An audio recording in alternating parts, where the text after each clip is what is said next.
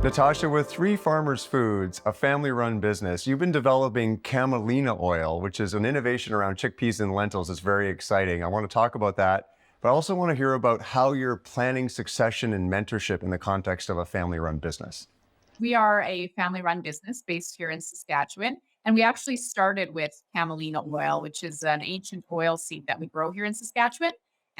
We launched it to market in 2012, and then we branched into whole roasted pulse foods, starting with our roasted chickpeas in 2014, our peas in 2016, and then our lentils and fabas more recently. So we span sort of different categories in the grocery store. Our camelina oil lands in the culinary oil set, and then our whole roasted pulse and bean snacks land in the better for you snack food space.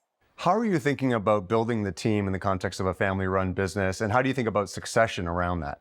Well, I think there's always interesting nuances when it is a family run business. There's a whole personal side that sort of infiltrates the business from day one. It's my sister and I that run this company. And then my dad is one of the three farmers and two neighboring farmers. So we're a very close knit group. And I think that sets the tone for the way we build out our team as well. We're very authentic with our team, very real. We bring on people that are passionate about our mission here as three farmers and that understand that there is a family dynamic to this team. So yeah, there's definitely a very close knit feel across all of the teams and say it as it is mentality, I suppose, around the office.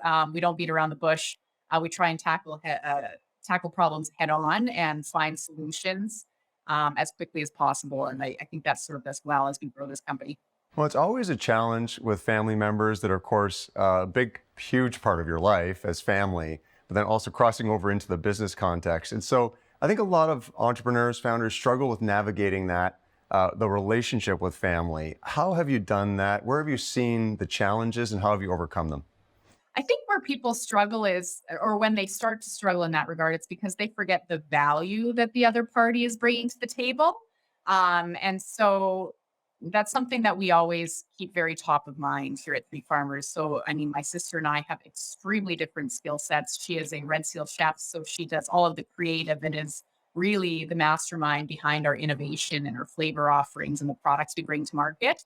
And then I bring more of the business background, so strategy and structure and how we're going to build that out and actually execute that launch. So there's might be slight overlaps, but we really value the skill set the other is bringing to the table. And I think that's why it works. And I Well, think that's and also, of really course, your dad bringing the farming expertise. So you really have kind of very complementary skill sets. And is that really the yeah. secret? Is everyone recognizing how complementary those skill sets are and staying within their Absolutely. respective expertise? Absolutely. Yeah. I certainly our growers, like all three of our farmers value, the way Alicia and I think, the what we've been able to perform and do for this brand moving forward. I mean, it's every farmer's dream to take a product from farm to fork and, No and doubt. actually see Amazing. their product on shelf at retail. But I think what we've done differently is we're not afraid to call out the fact if we're missing a skill set, we're going to go find it. And I think that's what's made us successful to date.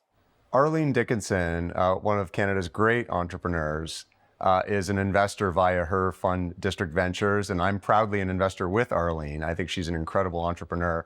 How did you land Arlene as an investor? Well, it's an interesting story with us and Arlene because we did Dragon's Den back in 2012 when Arlene was first on the show. And we did an on screen deal, and we did actually work closely together for about a year after that. We never closed that deal. But after that, Arlene got further and further involved with consumer packaged goods companies. And she's built out quite a successful portfolio of companies in this space. She understands this space. And there's not a massive amount of venture capital firms or investment firms that do specifically CPG in Canada. So it was sort of a natural progression to go back and open this conversation with her when we decided that we wanted to enter the US market and start building out the brand south of the border. So that's how that came about recently. Well, there's no doubt there's a scarcity of capital in general in Canada, but certainly in CPG. So what do you think differentiated your proposition? Because of course, Arlene is so high profile. She's getting pitched day in, day out with hundreds of CPG opportunities. Yeah, I think, well, I mean, you said it, differentiation is so important, right? I think a lot of people launch brands into consumer packaged goods space and it's just a Me Too product. At Three Farmers, we truly are doing something differently here. We are taking Canadian grown products. We're roasting them in a proprietary way. They're air popped, they are not fried. And then we're really nailing the seasoning and the flavor component on our products, which can be very challenging when you're taking a healthy product to market. So I think she saw that differentiated angle there and was very interested. And then our strategy, we've taken a different approach than most Canadian companies. We have focused a lot on Canada. We steered clear of the US. We wanted to master our home market before we expanded to a larger base. And so that distribution that we've been able to gain here in the Canadian market was really attractive to her because, we've proven that we can do this, right? That we are differentiated. We can own that better for you snack space. And so now it's just about replicating that south of the border.